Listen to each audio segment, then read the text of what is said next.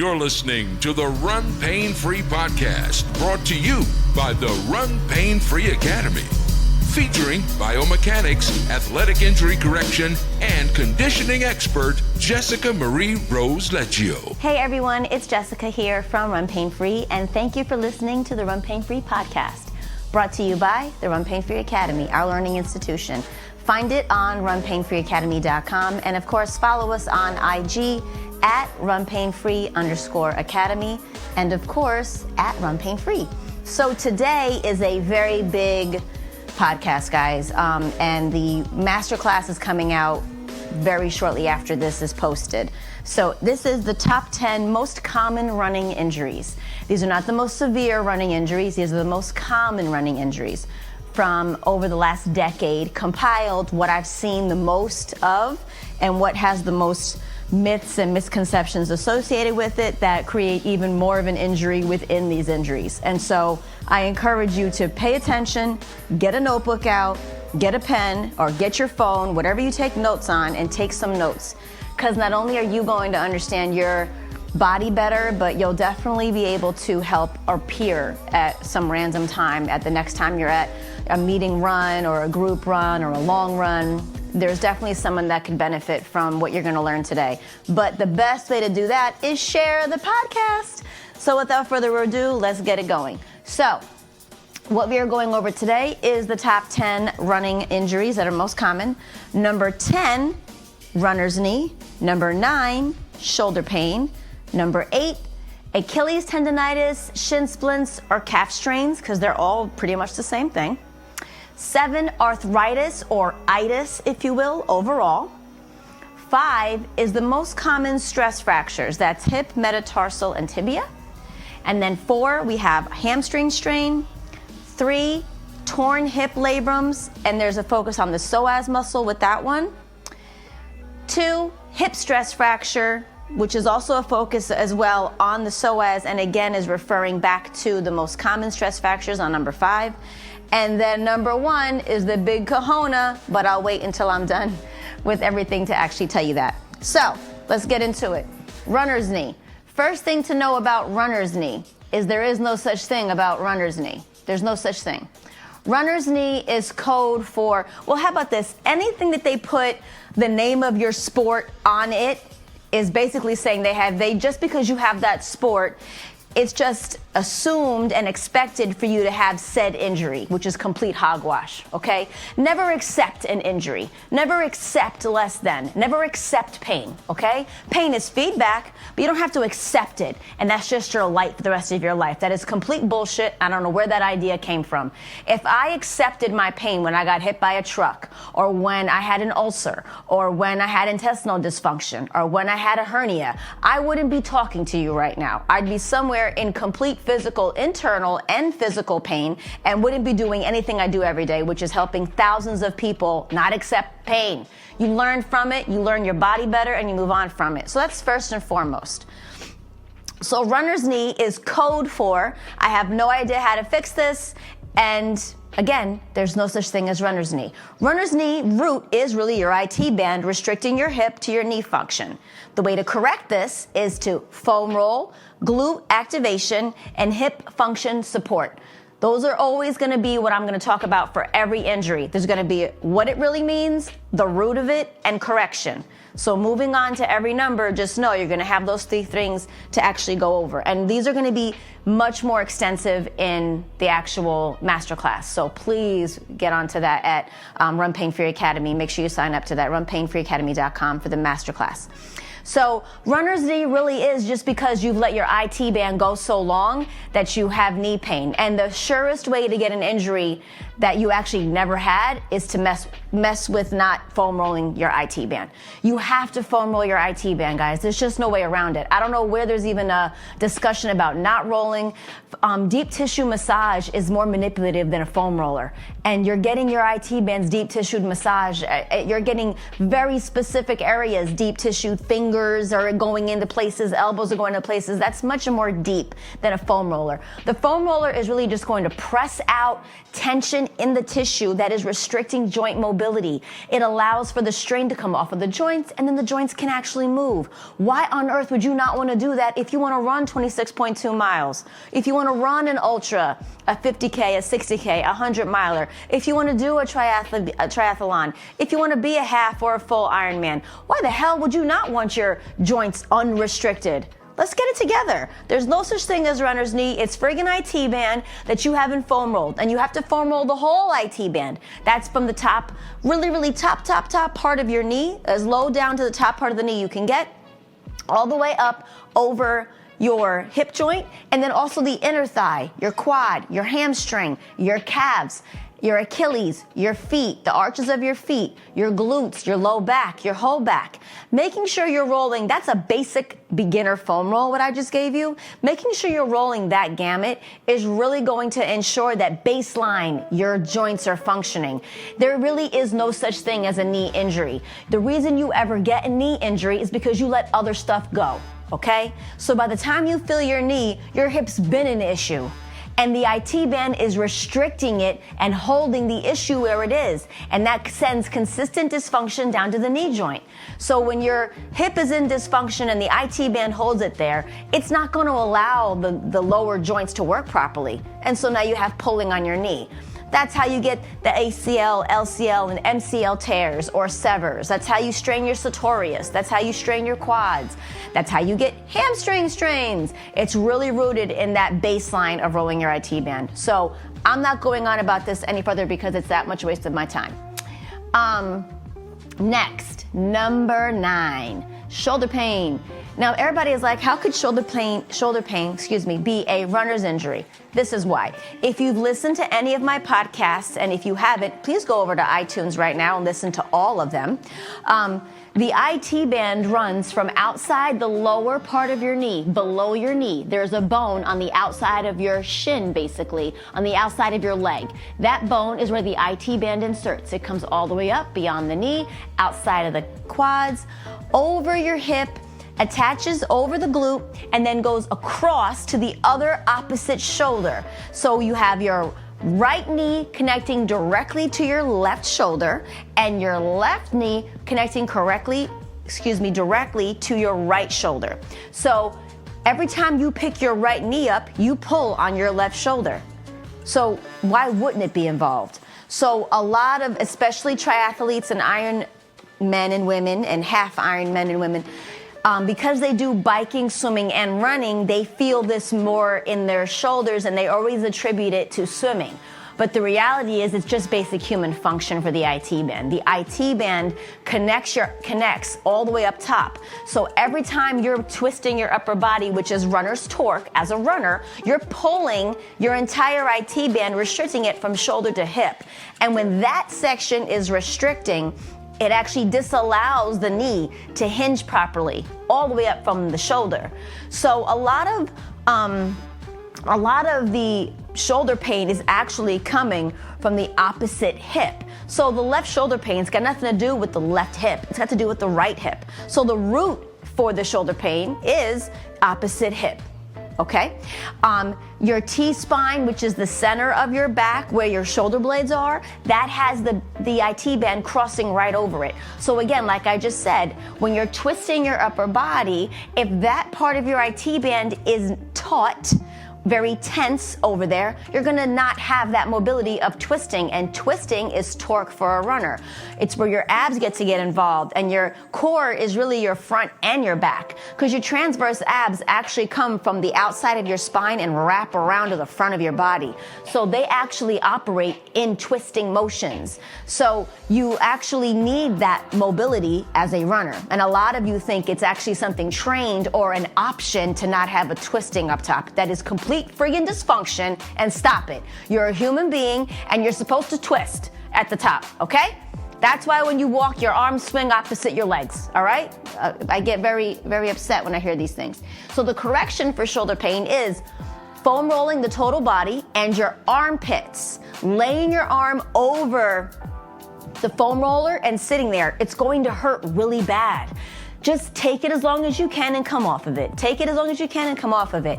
And eventually you'll be able to do it longer and be able to roll a little bit back and forth, but you need to be able to get that spot released. That's your lat, guys. Where your armpit is where your lat and your pec connect. It's also where a lot of blood flow kind of gets stale, if you will. So it lacks a lot of mobility to your T-spine. So your T-spine has a lot of tension in it. So a lot of you that have tension headaches or tight jaws, trap pain, neck pain, that's really all because your T-spine doesn't have a lot of blood flow.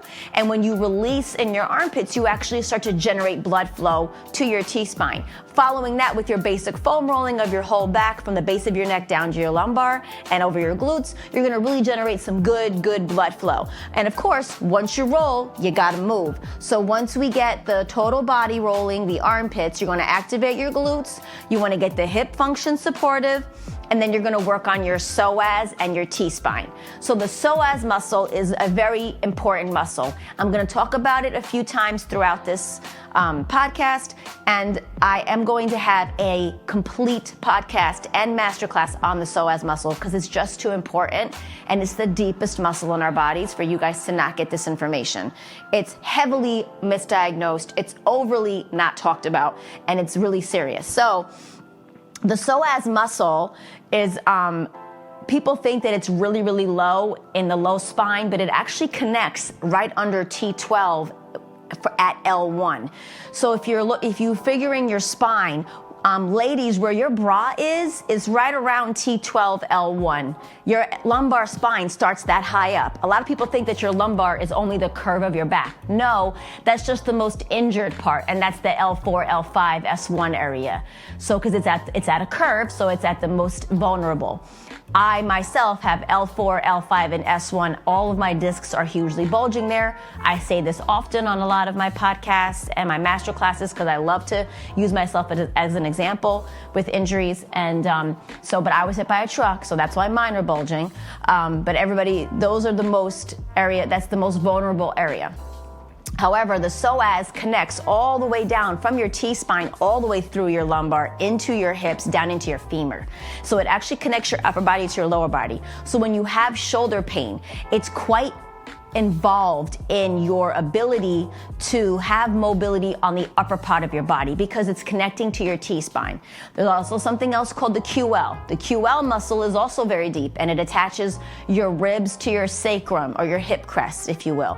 So that grazes your diaphragm, which is a muscle, guys.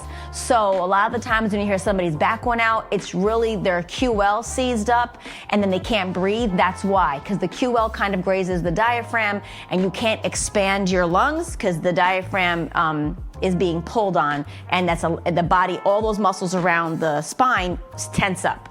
So the shoulder pain is really much more rooted in deeper muscles, but always tissue has to be addressed first. Tissue is the gateway to getting to this muscle and joint dysfunction that your body is in. The tissue is always holding it there. So if you're not gonna foam roll, you have zero chance of correcting anything. You have zero chance of getting rid of any issue because the tissue is protecting your body mobility-wise. So always foam rolling, getting the armpits loose, generating good blood flow along the T-spine. It will allow you to get to those back muscles, your lat muscles, your psoas, your lumbar, and get everything moving so that you can address your hips. Because again, the psoas comes down the spine and into the hips, like I said. So because the root of that shoulder pain is really coming from the other hip, the opposite hip. So left shoulder would be a right hip pain, a right shoulder would be a left hip pain, and that's how you need to go and address it. You need to address it on the opposite side. Now, say somebody actually injured their right shoulder. Well, their right shoulder injury is going to jack up their left hip. So either way, whichever came first, that opposite hip is going to be involved. And as soon as the hip grabs a hold of it, it becomes a solidified injury. Why? Because your hips are going to be working and moving in a facet that's conditioning that new pattern that the injury created. Let me say that again. Because you have an injury on the right shoulder, your left hip is going to immediately go into conditioning phase. Oh, now because that right shoulder moves that way, that's different from what I used to move. So now I, Mr. Hip on the left side, I'm going to actually have to move differently to condition for that new movement that the right shoulder now has. That's what the body does. It's an ever-compromising machine. So for every injury, for every hiccup, for every twinge, your body creates a conditioning pattern for that new injury because it only knows most recent. Until you correct it, it doesn't know any better. So remember that. That's how the shoulder pain gets involved. But when you don't have this torque, you're losing so much power as a runner, and it is essential that you get that upper body moving and mobile, not only for the torque, but to release the strain off of your shoulders up, because it's just going to continue to trickle down. Number 8, Achilles, tendonitis, shin splints, calf strain. They're all one because it's all the same thing. You really can't get any one without the other. All of them feed each other. So this code for Achilles tendonitis, shin splints, and calf strain is code for hip dysfunction and immobility or improper mobility of the joint. So the joint here that we're talking about specifically for Achilles tendonitis, shin splints, and a calf strain are your hip and your knee joint specifically. The IT band is now holding it there. So the root to this is the IT band and muscle. The muscle is going to be the hamstring. The IT band is the tissue part that's restricting the glute and hip function, disallowing knee flexion. It pulls on the outer calf insertion, forcing the wrong muscles to overwork. That would be the hamstring, calf, and Achilles. And the right muscles never get called on, which is your glute. So, because your hamstrings come down the backside of your body, there's always going to be a muscular effect to what the tissue is restricting for the joint to do. Because what did I always say? What do I always say? It's tissue first, joint second, muscle is last.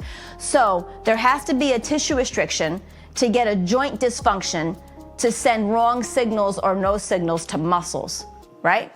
So if the IT band is pulling, again, on that outer bone outside of our knees that we just talked about above, at number 1, number 10 rather, that is where the IT band inserts. So it pulls up on that joint. So it thinks, okay, I don't trust you, Jessica. You don't have the function to support this activity you want to do. So IT band Jessica is going to pull up on that knee and disallow hinging. So now the knee doesn't have a hinge. So the knee joint is not signaling to the calf muscle to actually fire or to the hamstrings to extend, right? So now you're not hinging properly. So now the outside of your calf starts to get really, really tight and restricted.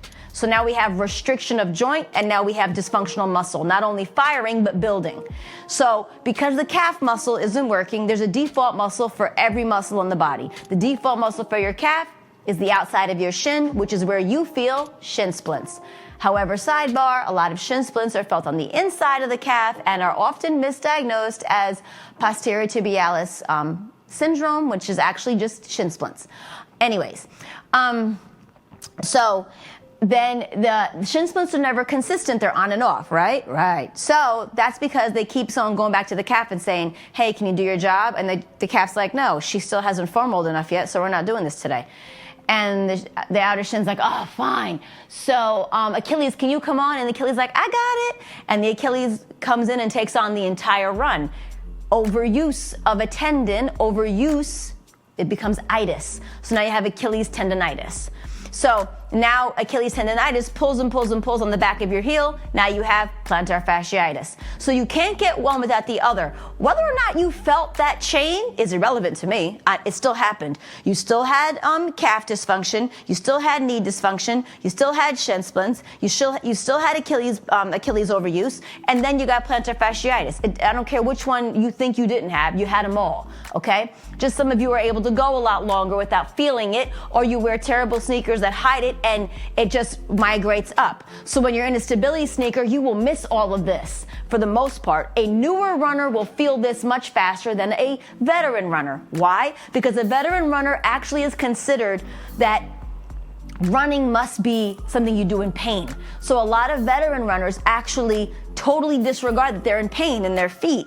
and think that it's normal because they really believe, and I don't know where this idea came out either, stupidity, that you should be running in pain. Like, to run means you need to be running in pain. So it's just such hogwash. I don't even know where it came from.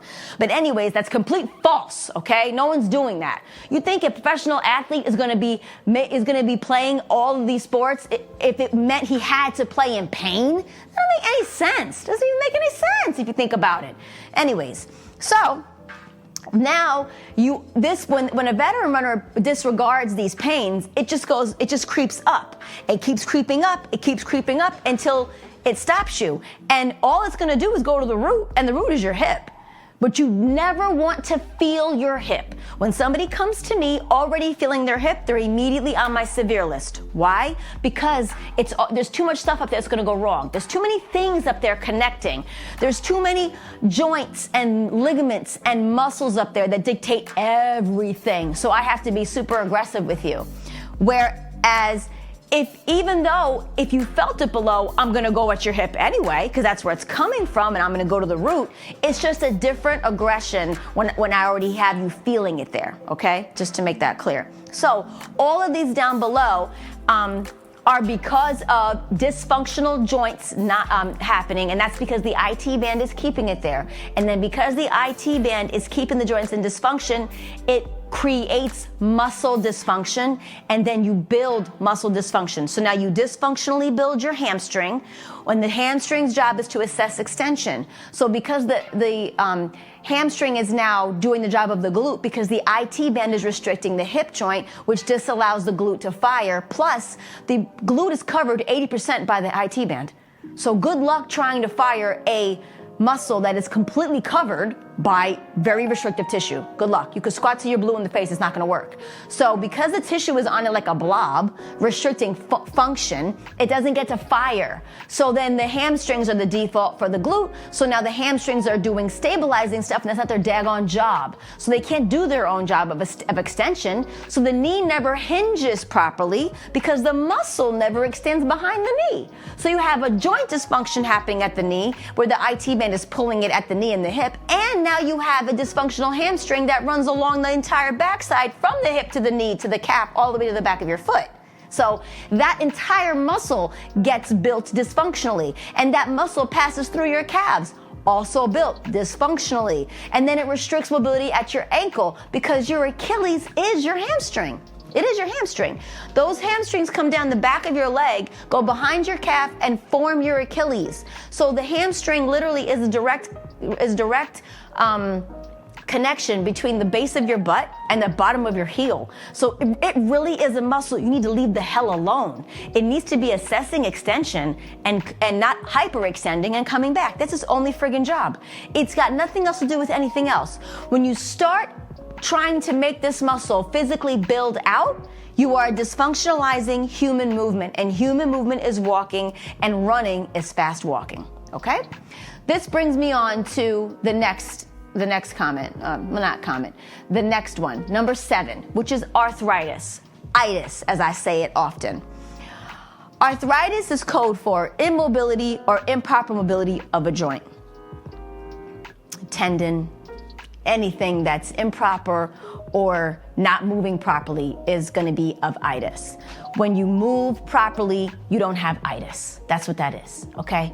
The only real itis is rheumatoid arthritis, and that's an actual disease, and I have worked with people with that, and I have helped them get out of pain and minimize their symptoms. I have. However, that is a disease, not to be associated with Achilles tendonitis, patella tendonitis, syndromes, all these things.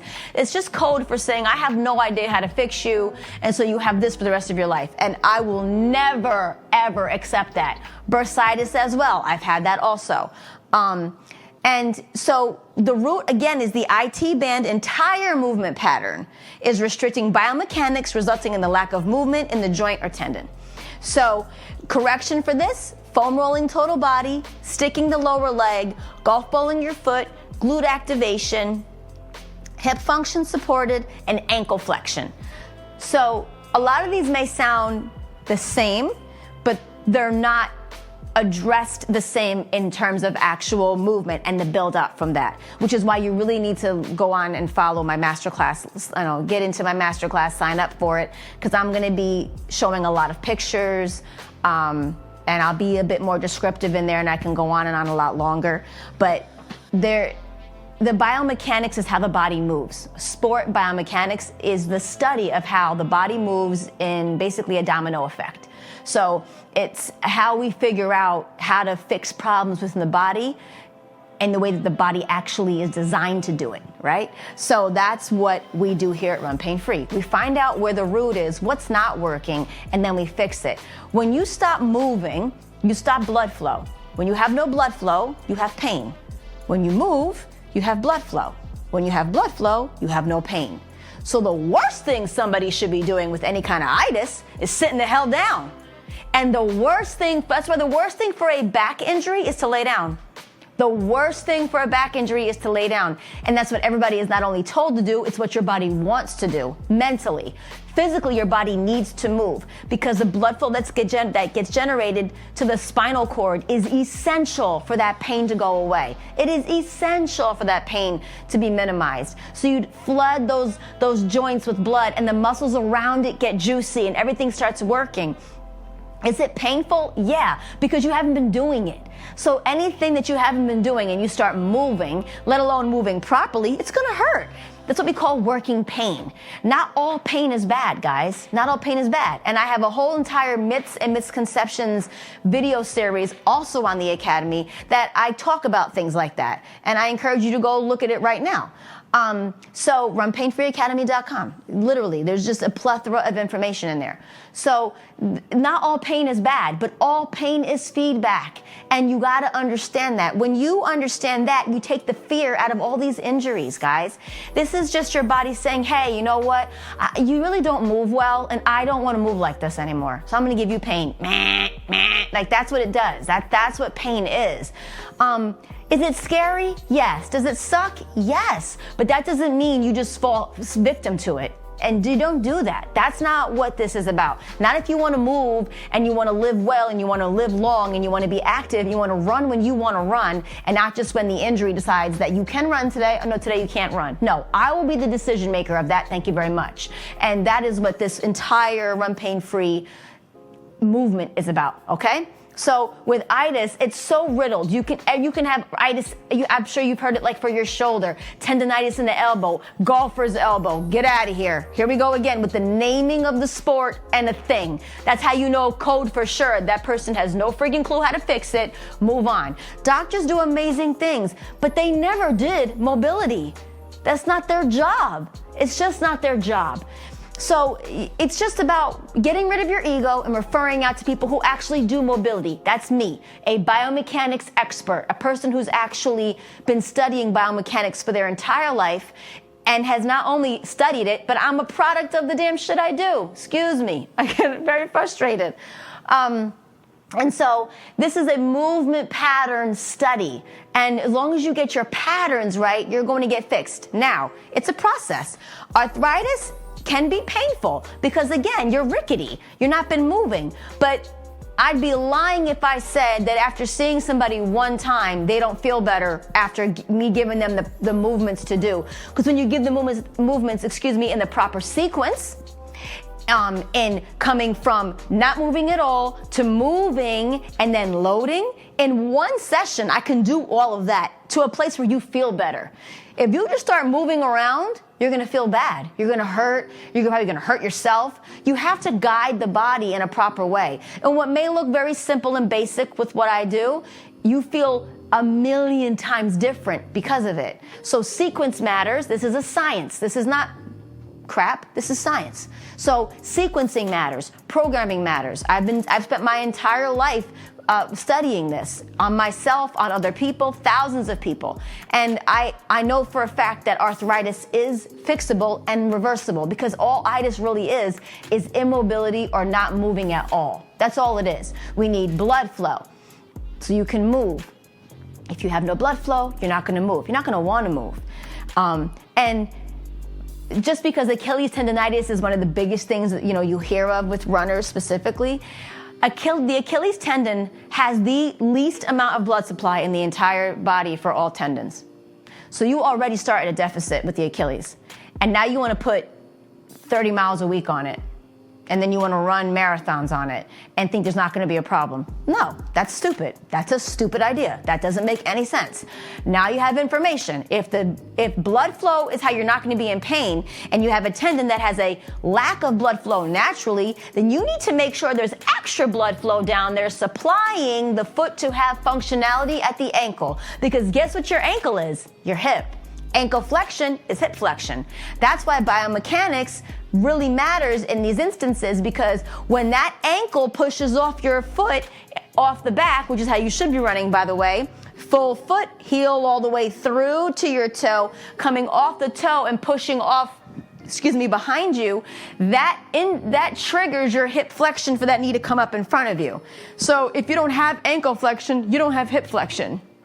And so a lot of the misconceptions about running form is based off of lack of biomechanics knowledge and education. How about them apples? Okay? So that's what the real form of itis is. So we're going to move on to 6, stress fractures.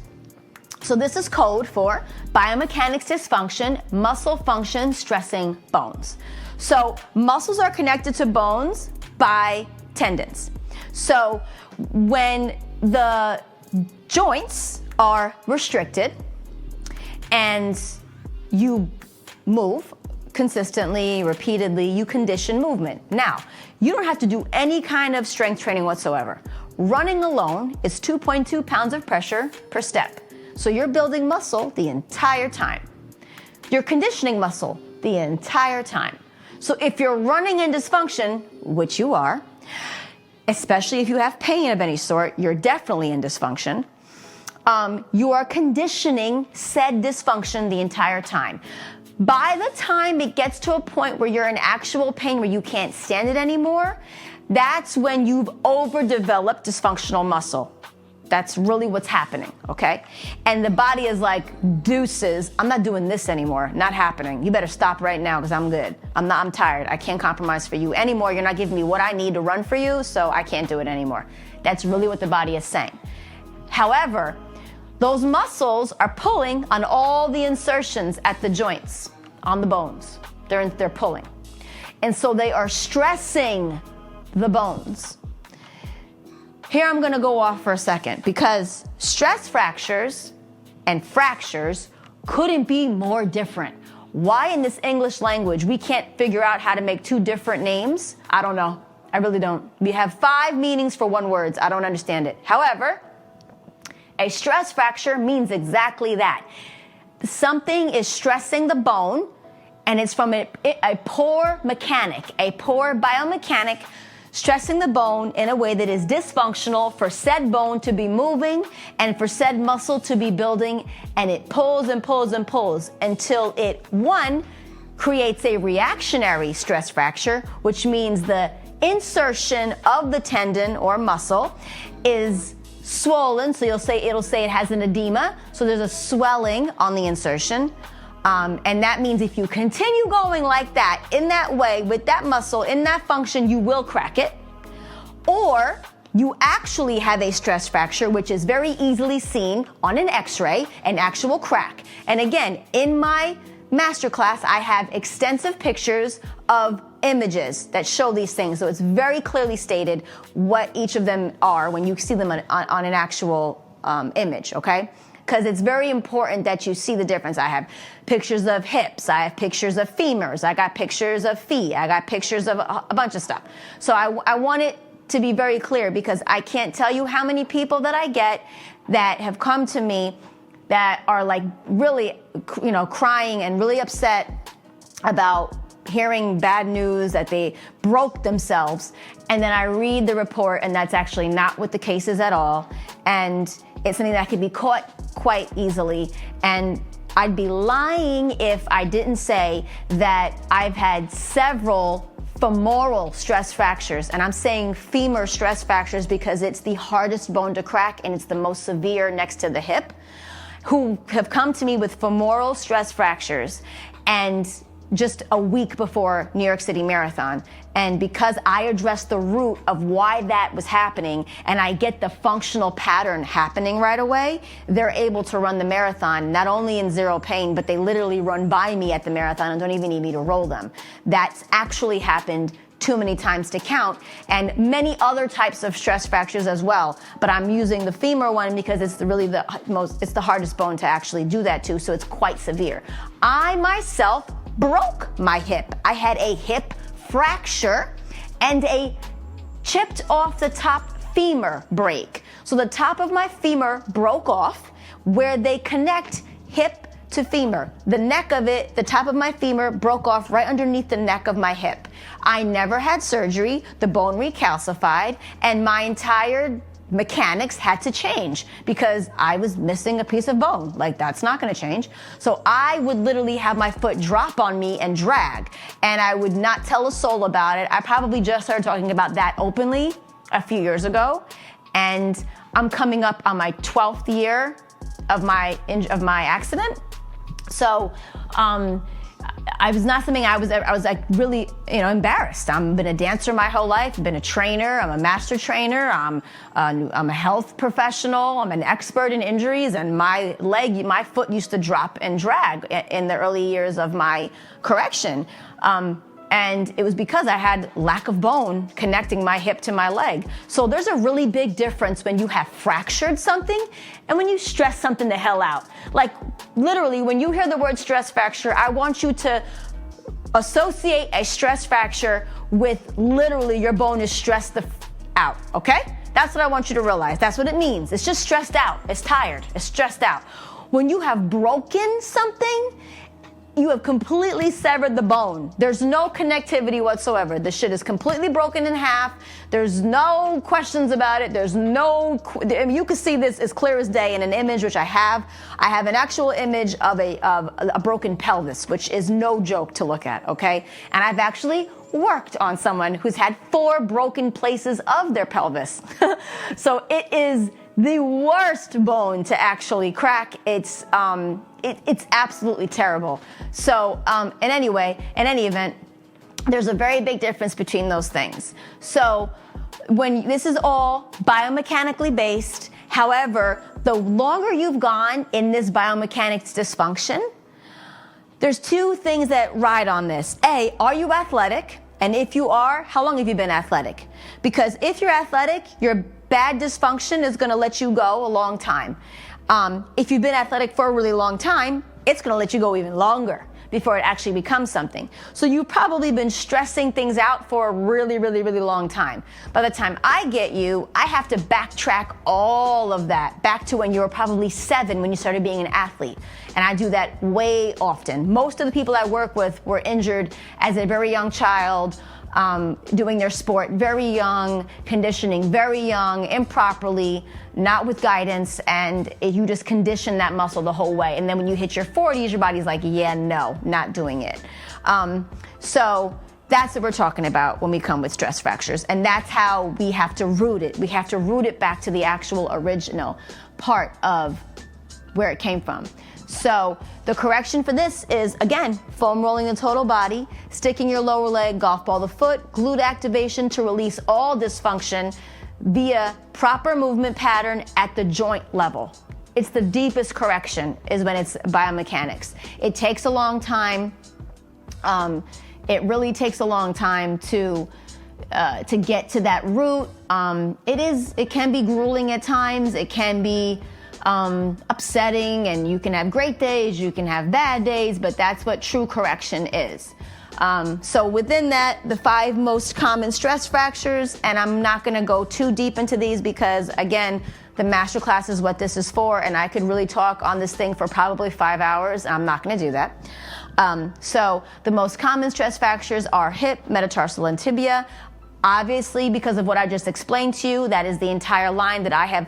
For the last 5 injuries, I've talked about foam rolling, hip function, glute function, ankle flexion. So it's very specific that those are the things that are really gonna be used more so as a runner, because it's what you use as a human.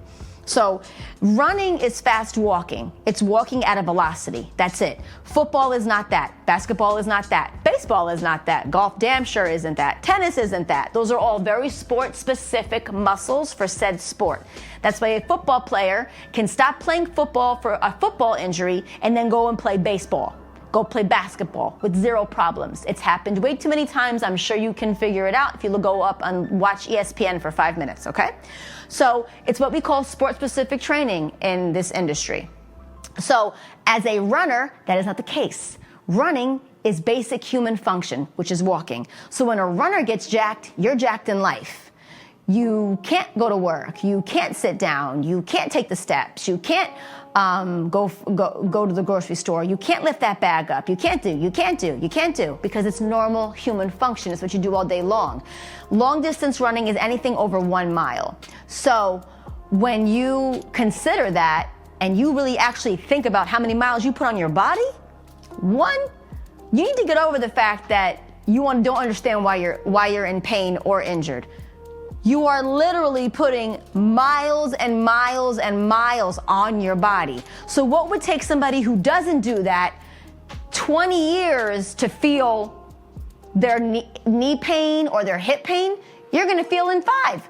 Because you're just making the system happen faster. You're breaking down the system faster. So you need to take better care of your body. That's the whole point of being an athlete. So if you're gonna take on this challenge of being a runner, and you want to be a runner, and you want to run well, and you want to move well, and you want to run for as long as you want to run, then you best start taking on the fact that you are an actual athlete and treat your body like one.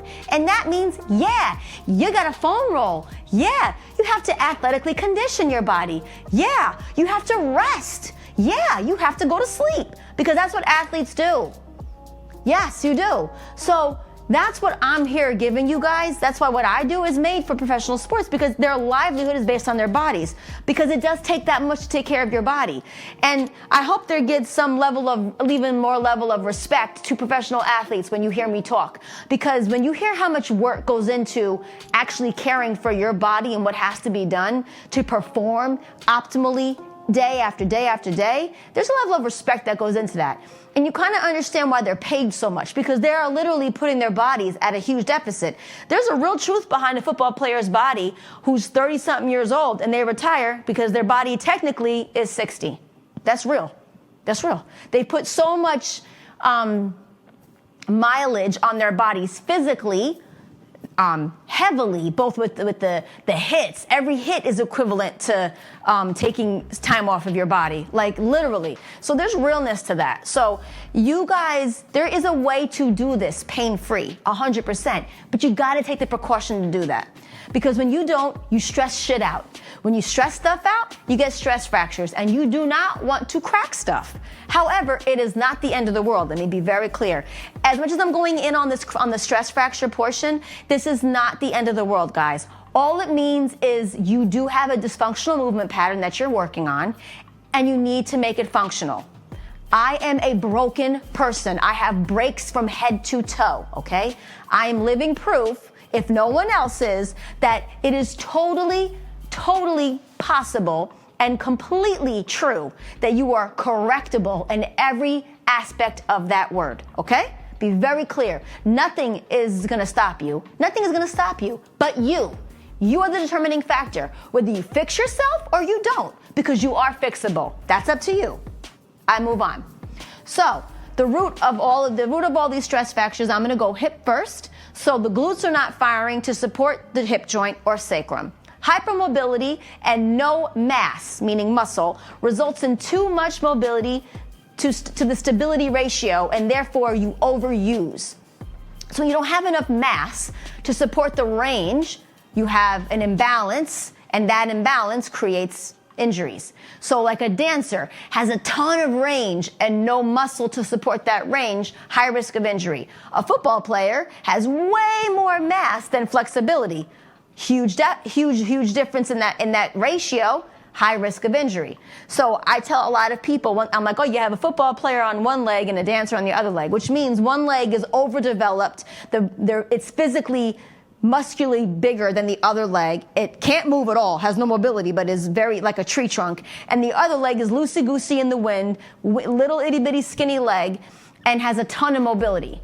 And that's how, that in and of itself is an injury. Muscular imbalance is an injury, but the deeper problem is that all that mass starts to hang on one leg, offsets the hip joint, your sacrum, puts the opposite hip at a dysfunction, and creates heavy mobility issues on the side that people think is the good side because it's moving a lot. Negative, that's not it.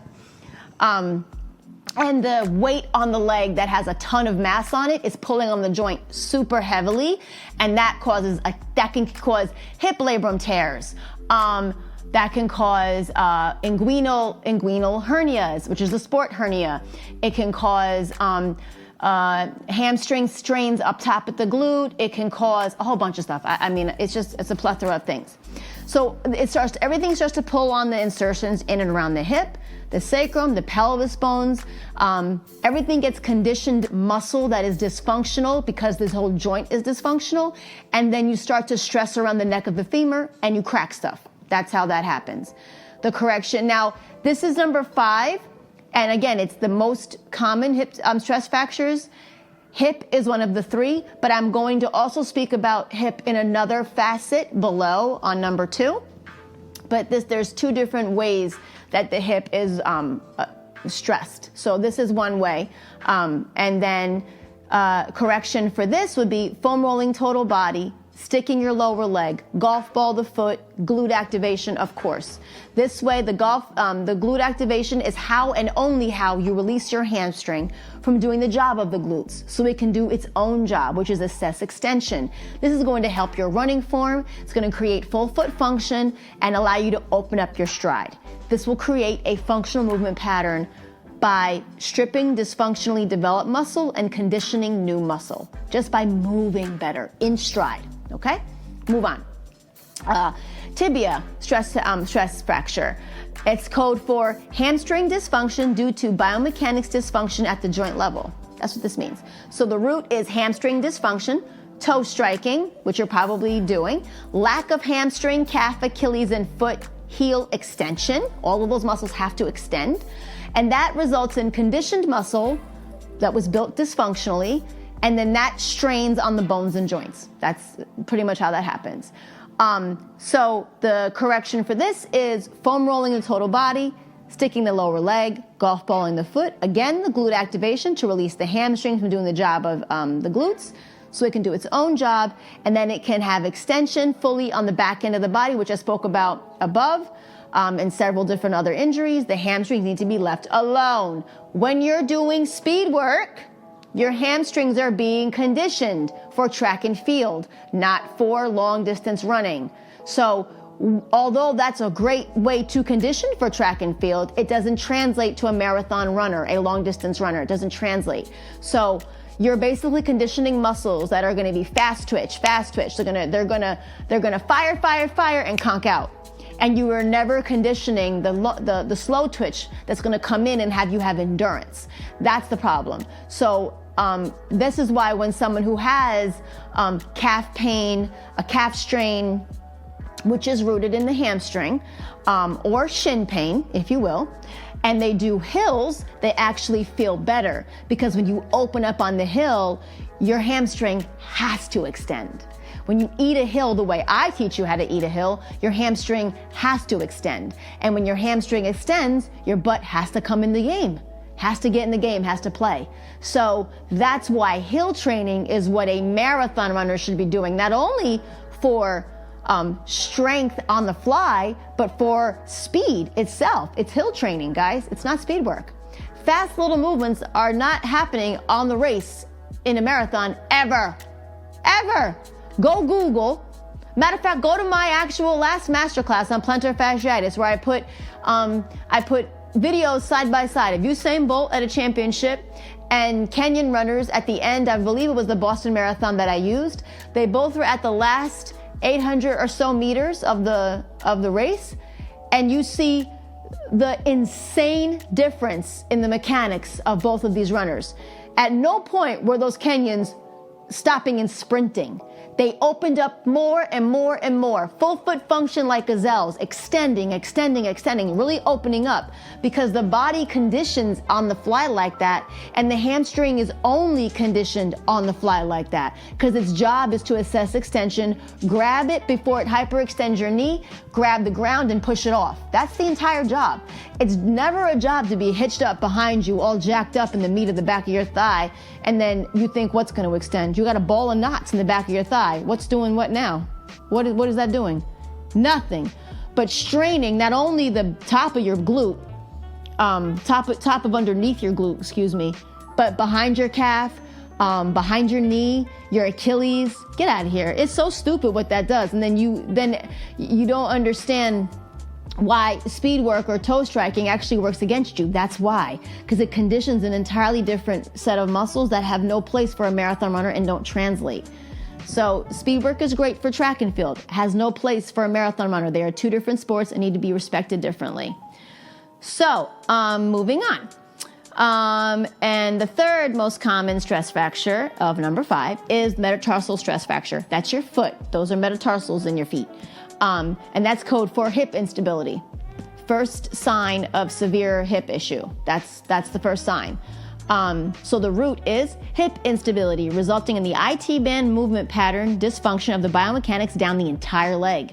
The glutes not only supporting the hip function creates a domino effect of unstable ankles that are said to, quote, pronate, and the person is put in insoles and or stability sneakers, resulting in locking up the hip at the foot.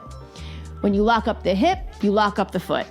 This function stresses the tendons and bones that are now in a locked position that are pulling and stressing the joints, and it cracks. I have pictures of this, both an actual stress fracture and then an actual crack. Actual fracture. It's quite revealing to see the difference of the two. But this is why your feet are your hip and your hip are your feet. So you really need to always look at your feet as hip feedback. You want to feel your feet before you feel your hip. You do. And I just recently got a client who's not even in New York, one of my online clients, and just assumed that there was a stress fracture, and just because of the pain associated with it, and immediately put themselves in a boot. And after I got the MRI visual, and so there was no sign of it. Also a medical professional, this person is as well. After we went through all of the breakdowns of everything, realized that was not the case. And when you break your foot, you need a boot. You need a boot. There's no other way around that. You need to put a boot on, and it just sucks because the boot's going to jack up your hip. So it's something that is heavily weighed when you're putting a boot on, because the reason you crack your foot in the first place is because you have a hip problem. So putting your foot in a boot is just going to make the hip even worse. So you really have to weigh how bad the crack is. Is it cracked? Be sure that it's cracked, because if not, it's going to cause other problems that are already a problem, because the hip has to be corrected regardless of what's going on with your foot. So immediately out of the boot, immediately into Nike Free Flyknits, immediately felt better. Fear hits you, and that's it. And this person had the ability to put themselves in a boot. So, again, it's also quite, I always find it very humbling when a medical professional seeks my help, and has knowledge, obviously, in the industry. And I said to the person, we both know that if your MRI does not show, if the x-ray comes back clean, that you don't have anything, and the MRI at best would show reactionary. And the person came back and was like, you're absolutely right. I totally freaked out. And I was like, no problem. That's what I'm here for. We're going to work ourselves through it. Not a big deal. And it happens all the time. It's so common. It's a super common. I'm sure half you listening to this have gone through this or know somebody who has. It's super common, guys. It's nothing to be upset about at all. It's common. It's happened. This is what I do for a living. So it's what I hear all the time. And all it means is her. And then when I actually assessed her, absolutely no hip function, absolutely no back flexion. That's why she broke her foot. And then obviously running in one of the worst sneakers, Brooks. and locked your foot up, instability, and couldn't get out of it. So there's a whole lineage of it. And I even said to the person, I said, oh, it's your hips.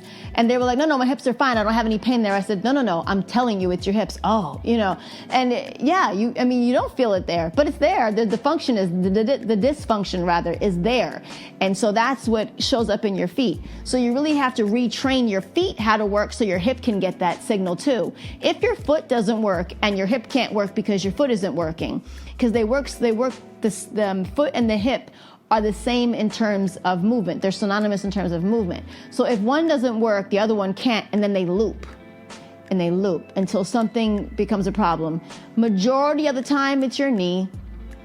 Worse off, it's all lower leg stuff. Like you'll feel calf strains, Achilles stuff, you'll have foot pain, plantar fasciitis, or you'll have shin pain, shin splints, or your actual feet, your bones and your toes will start to hurt. And that's all from an instability in your hips, all of it. Okay, moving on. Number 4, one of the biggest ones, most common, hamstring strains. And this is from everything I've just said. 10 through 4 has been so heavily speaking about hamstrings. And this is code for your glutes don't work. I say I get all the lazy butts in the world and they're all runners. And that's because nobody's butts work. You can squat till you're blue in the face. You can lunge till you're blue in the face. If your actual movement pattern is locked up via the IT band and tissue, you're not doing anything. You're using your quads, you're using your hamstrings, you're using your calves, you're using random muscles that have no business firing on a squat, on a lunge, on a step up. And so the hamstrings take on the glutes job. Again, when the glutes do not stabilize, the hamstrings take on the job of the glute to stabilize the body, and then they can't do the job on their own, which is assess extension. And the IT band holds this in place. And so your hamstring just builds and builds and builds and builds until it pulls on everything. So the correction for this is foam rolling total body. Focus on your glute, IT band, hamstring, outer hip, quads, groin, glute activation for hamstring release. That is most important. The more your glutes are firing, the more your hamstring will release. And then I do heavily put a lot of my very specific hamstring strain clients on hill training. Very much, because it's very, it's a big feeling when you feel that release on a hill. You would never think you feel that on a hill, but you do. And also, I case studied hamstring strains a few years ago because when I get too many of one injury, like back to back to back, I'll case study it. And what I found was I had 3 very specific findings. 1, all treadmills. Everybody who was getting hamstring strains ran mostly on treadmills. 2, it's mostly in women. The hamstring strain for women is much higher up underneath the glute, where men is more middle of the thigh, back of the thigh. And 3, they were all in Asics. So I'm very specific. I can be very specific to sneaker to injury because of that. I mean, I've seen thousands of people. And so I have that working knowledge of how a sneaker can really dictate a runner's injury. So the hamstring really needs to be left alone. And there's really no reason to be bulking up your hamstring because it's really the only muscle that actually builds on the fly. It's building as you walk. It builds as you run. If you try to specifically perform a hamstring movement like a hamstring curl, when I see runners butt kicking in Central Park, I literally lose my shit. Because it is the dumbest thing I have seen yet. I don't know where they got it from. I don't know the curriculum, who is the expert that said to do this, who they copied, because there's no programming technique that would say the sport of running a marathon requires full extension of your hamstring. True. So we're gonna program the hamstring to bulk. That's what a butt kick does. It bulks the hamstring. tightens the hamstring. That makes no friggin' sense. There's no logic to that. And I am an expert in program design. That makes no sense. So when I mentor trainers and I mentor other people in my field, I'm very specific about watch what the sport dictates, the movement the sport dictates. You need to train that person in that movement. Whatever that movement is for said sport, you better train them in that movement. Otherwise, you're going to get them hurt. And the number one thing you're doing as an athletic coach, an athletic conditioning coach, is to protect your athlete from getting hurt. You want to minimize and decrease the ability for injury. That is your job. So when you want the hamstring to extend, you better not be touching it in a butt kick, okay? So you need to release it. And by releasing it, it's not going to happen by stretching it. Also, please stop it. When you have restrictive tissue on the joint, you have zero ability to stretch. How about that? So when you're not foam rolling and you're stretching, you're actually straining your muscles. So somebody who doesn't foam roll and just stretches their hamstrings before a race, you actually set yourself up for a hamstring strain. And it probably won't happen right away, but it will happen. You're setting it up every day, a little bit more, a little bit more, a little bit more, and a little bit more, until you actually strain something. You may feel it in your calf first, may not be all the way up underneath your butt, but everybody likes to not pay attention to anything until it's near their butt. Once it's near their butt, everybody loses it. But if it's below their knee, it's totally fine. It's not a big deal. I mean, I'll deal with it, maybe not. But once it gets above your knee and it's up in your butt, now it's time for everybody to lose their marbles. That's when everybody freaks out. But no, the hamstring is the entire back of your leg. So if you feel it one place, it's already a problem someplace else, guys. That's the problem with the hamstring. You need to leave it the hell alone. You have to leave it alone. It should be walking straight leg kicks, swinging your leg directly up and in back of you, not lateral. Don't ever let me catch you listening to my podcast and swinging your leg right to left. We're going to fight. And I'll get into that in another podcast. That's another myth and misconceptions in the runpainfreeacademy.com. That's another one, swinging your leg around, okay? But you want to actively stretch your hamstring, which is stretching it in motion, in the motion of how you use it. Front to back, step and kick, straight leg, use momentum. That's how you release your hamstring, by activating your glutes first and doing that.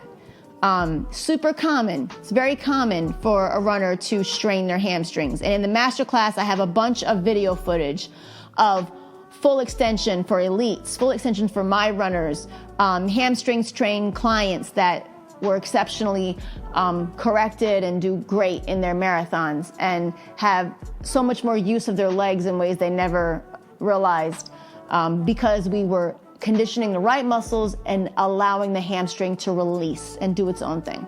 Moving on, number 3, torn hip labrum, psoas.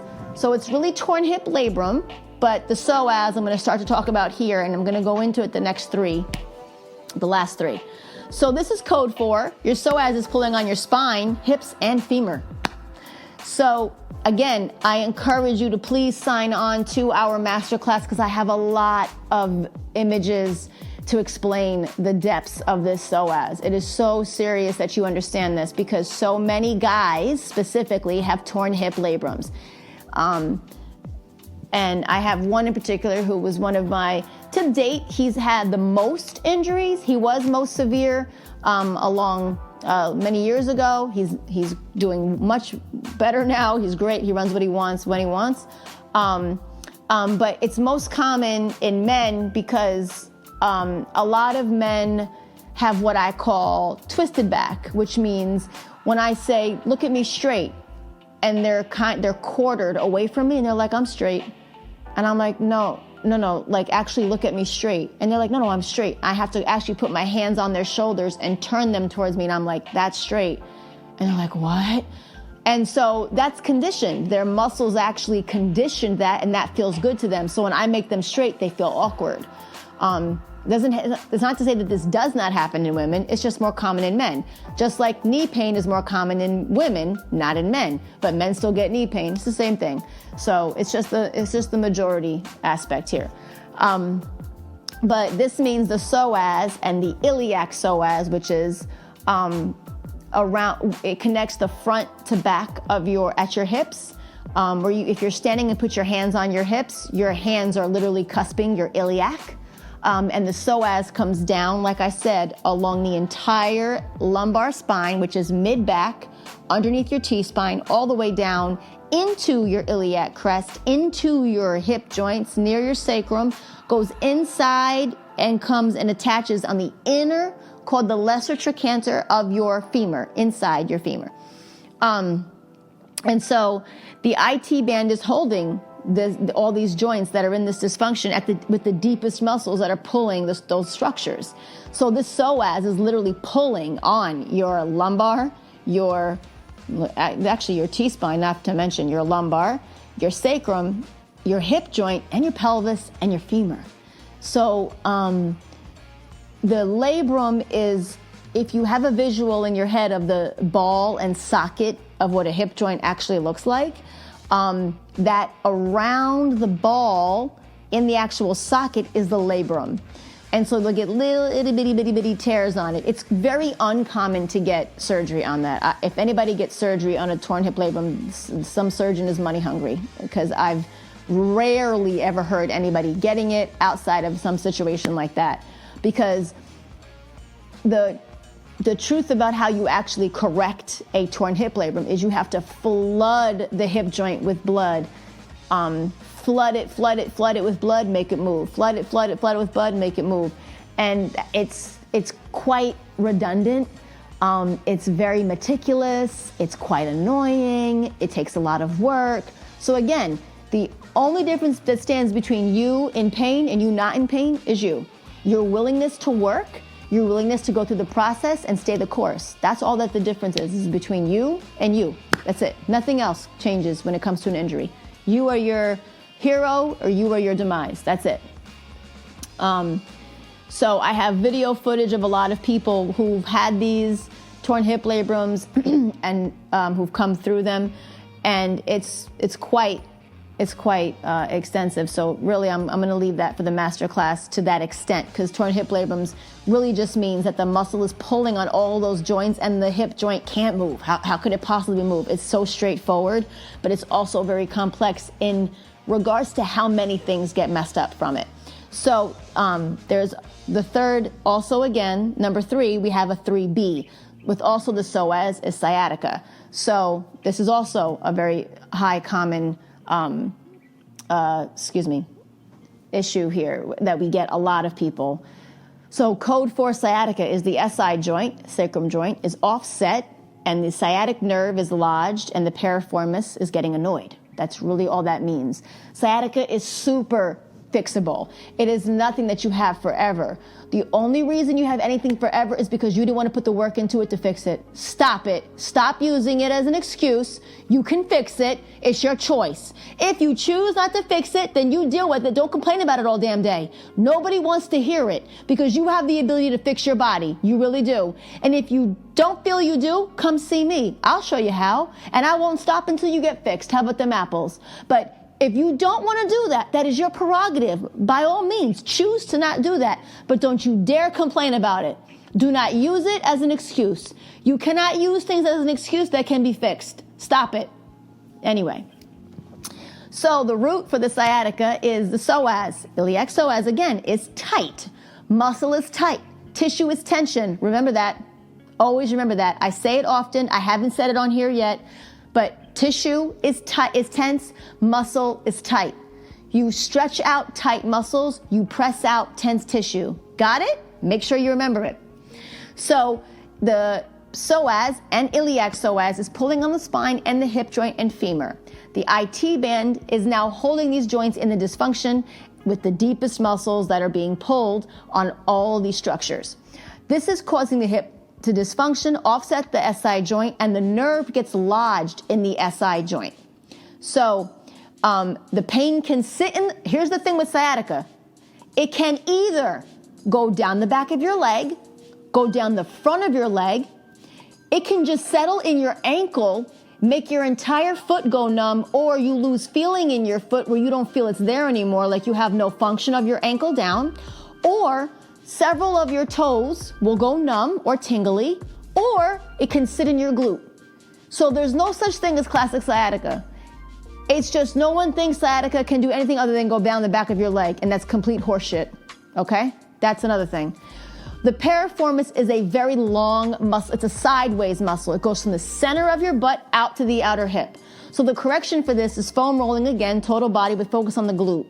Make sure that you sit on a golf ball and roll from the center of your glute out to the outer hip, back and forth, and then make some rounds around the outer hip, go back and forth, and then follow that all with IT band, foam rolling, hamstring, outer hip, quads, groin. Sit on your groin for a minute, get all up in your business. Glute activation, hamstring release, and then hip function. So you want to release the hamstring, fire the glute, load the hip. That's how you get the piriformis to shut up, because you're getting the hips realigned, not in a chiropractic way where we're forcing it to go into position, in a releasing muscles that shouldn't be working, stop, and the muscles that should be working do, and the body's like, oh, okay, I trust you now, Jess. Now I trust you. So sciatica stops and goes away. When the body doesn't trust you, it's going to offset to a position that's like, no, I feel best here. You may feel pain, Jessica, but I, your body, feel best here, and I'm going to rock out here because you don't do what you need to do for me to feel like I could trust you. So I don't want to walk the way you want me to walk because that's not stable. This feels stable, even though I have to put you in pain to get you here. Does that make sense? I really hope so. Again, extensive footage of videos on here for people with psoas, sciatica, labrum issues. And I have several severe clients who are actually psoas clients. And it's such a dense muscle that it does take a lot of work. And I really commend those that stick with it, that really put the work in, that don't get frustrated. And even if they get frustrated, they let themselves get frustrated, they work through it, and they come back and they get back to work. Like, it's just, it is that much of a work, and I commend that as a coach and as a human and as an injured person. So number 2, again, the big kahuna, hip stress fracture. This is code 4. This is the second part of it. We spoke about it at number 5. Number 2 is the other and more common of the hip stress fractures. The glutes do not work. The psoas is pulling on the sacrum, creating sacrum SI dysfunction, stressing the joint biomechanically in every step. So that's the most basic hip stress fracture. Very, very, very often misdiagnosed.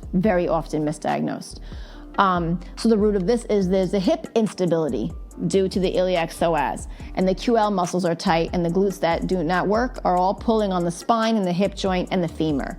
The IT band, again, holding all of this stuff in the same spot, making the dysfunction even worse, and all the deepest muscles are pulling on the structure, will force it in that motion of dysfunction and create a problem.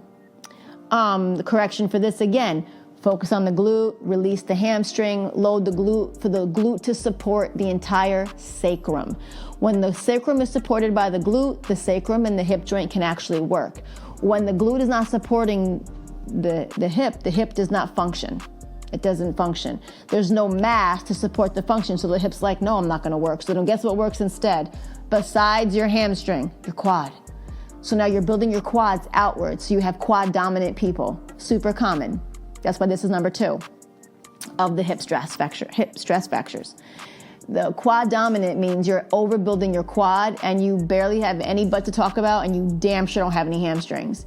So when you have all this heavy weight on the front of the leg and nothing on the back, again, muscle imbalance is itself a injury.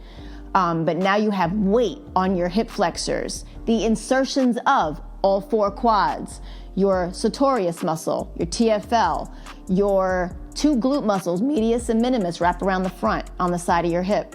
And then you have your iliac psoas is inside there as well, it's ending there while everything else is coming up to there. And then you have your IT band covering all of it, holding it in place. So good luck without cracking something up there. A lot of people will think it's like a groin strain. No, it's your psoas. Tight hip flexors. No, it's too much weight on your quads, pulling on your hip flexors. And when all that weight is pulling, it's actually pulling on your hip flexors and the neck of your femur.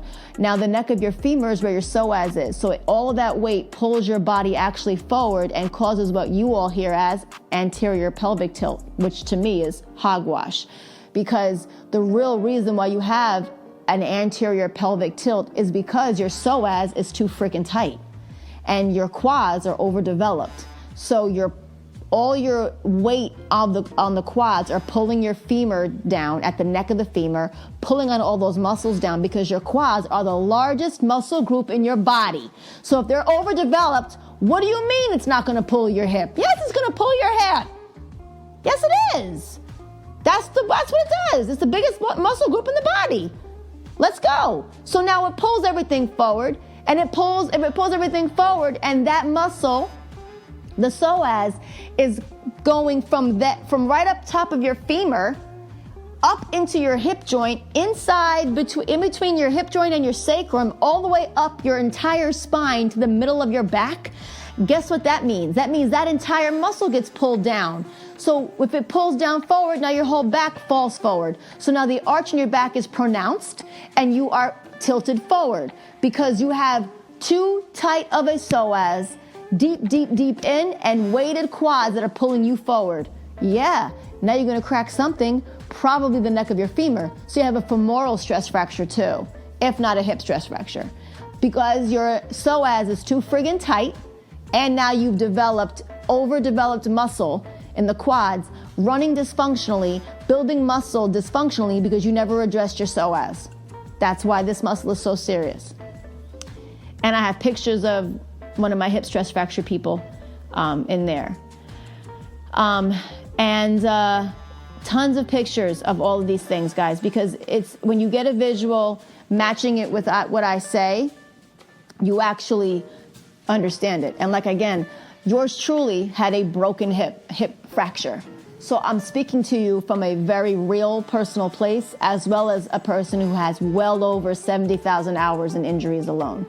So there's a very big difference. And if I can run with not only a broken hip, but chipped off femur, I started running after my injury. I never ran consecutively or any type of distance to talk about before my injury. I would run, 2 or 3 miles for warm up or with a bunch of friends that I worked with, other trainers and stuff, but never like I'm getting up today and running 7 miles. That did not happen until after I was done with my correction. It was the tail end of my correction, which is why I have an affinity for running and why I have such a respect for runners and what they do. And when I fix a runner, I fix a human, because running is basic human mechanics to the extreme.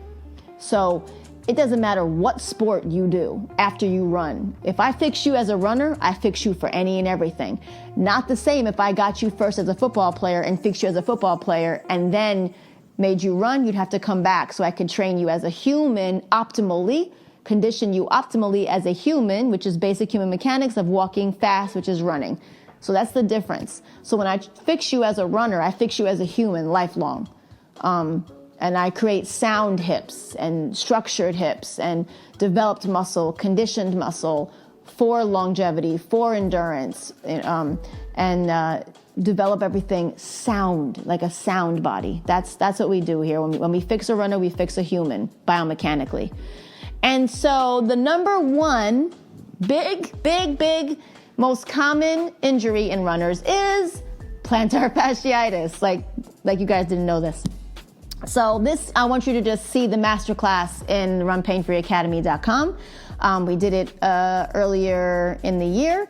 And this is code for IT band movement pattern is in dysfunction. Your hip joint is in dysfunction due to biomechanics, and the IT band is holding that pattern. So again, you'll hear a lot of the same codes for all of these injuries is all resulting in a lot to do with the IT band holding a dysfunctional pattern.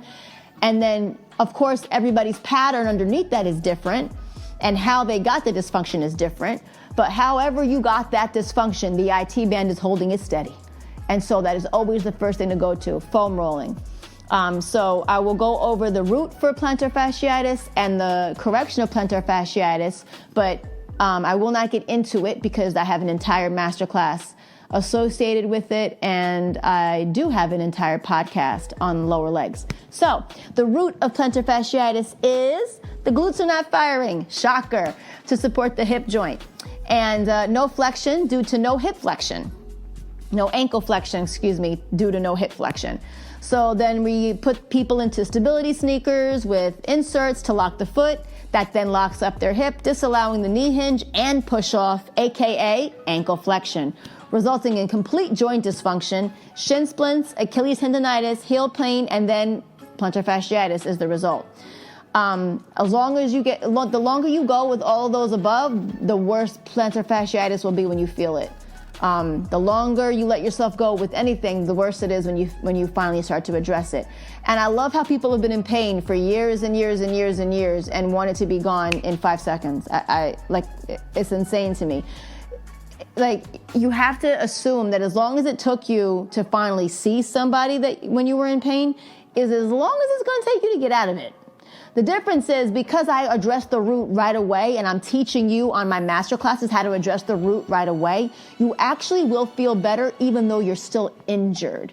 So you will be able to still run even though you're still injured. So that's what's very different between me and pretty much everybody else.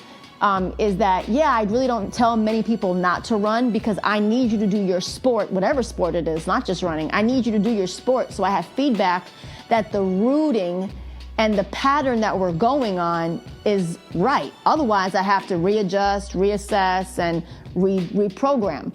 If you don't ever do your sport, I have no way of getting feedback. But when you're in my care, I can do that. It's not something to be like, oh, just keep running in pain. That's not what we're doing here. We're addressing stuff right away. Your body's going to shift with everything I'm telling you what to do. You're going to feel differently when you foam roll and and run after. You're going to feel differently when you foam roll and you actually activate your glutes and release your hamstrings after. You're going to feel different. So you're actually going to your body's going to be like, oh, let me tell you exactly where I hurt. And the more you release the wrong things from working and give the body the proper conditioning for the right things to work, the more trust your body will have in you, and therefore the more trust you will have in your body because it will start to give you proper feedback for you to understand it better. And that's really the baseline for all of what Run Pain Free is about, is teaching you how to understand your body, translating for you what your body is saying to you. Once you understand your body, you really get rid of the fear behind it, and an injury becomes a hurdle, an obstacle that you're going to overcome. That's all it becomes. It is not going to take you out unless you decide that you don't want to fix it. That's the difference. Again, you are your own hero or you are your own demise. That is the difference when it comes to you and being in pain. You and you alone. Follow me on @RunPainFree, @RunPainFreeNow.com. Of course, the Run Pain Free Academy has all of your learning programs, their courses, your videos, and please share this podcast with a fellow runner, a fellow athlete, and help all of us stay pain-free doing what we all love for as long as possible. Have a dope day. Bye. You're listening to the Run Pain Free Podcast, the authority in injury prevention and correction for runners, with running and athletic functional movement expert Jessica Marie Rose Leggio. Thank you for listening. We hope you enjoyed today's show.